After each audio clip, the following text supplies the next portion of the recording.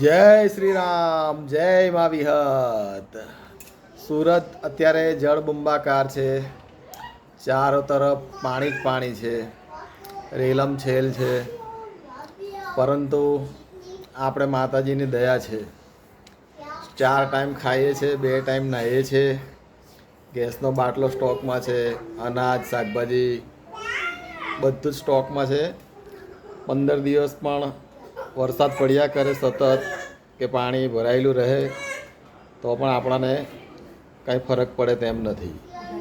પરંતુ સુરતમાં ઘણા પરિવારો એવા છે કે તેઓ રોજ કમાય અને રોજ ખાય છે.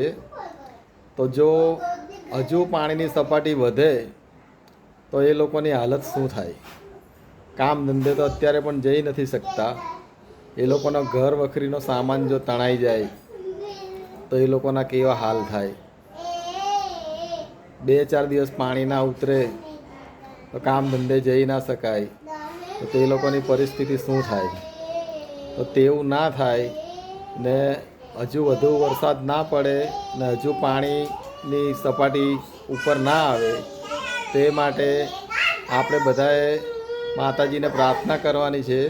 ઘરે દીવો કરવાનો છે, દીવો કરીને પ્રાર્થના કરવાનું છે. સુરત શહેર તથા સમગ્ર ગુજરાત રાજ્ય માટે આપણે સૌએ મળીને પ્રાર્થના કરવાની છે કે ગરીબ પરિવારો માટે વધુ વરસાદ ના પડે અને પાણીની સપાટી વધારે ના વધે. તે માટે આ જુઓ આપણે મંદિરે દીવો કરી અને પ્રાર્થના કરી જ છે. તો દોસ્તો, તમે પણ સુરત શહેર માટે પ્રાર્થના કરો અને આપણે સૌ સાથે મળીને પ્રાર્થના.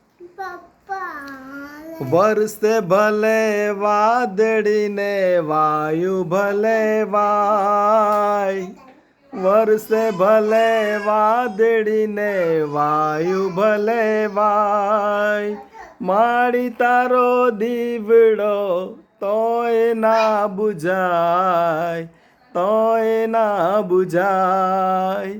વરસે ભલે વાદળીને વાયુ ભલે વાય, વરસે ભલે વાદળીને વાયુ ભલે વાય, માણી તારો દીવડો તોય ના બુઝાય, તોય ના બુઝાય.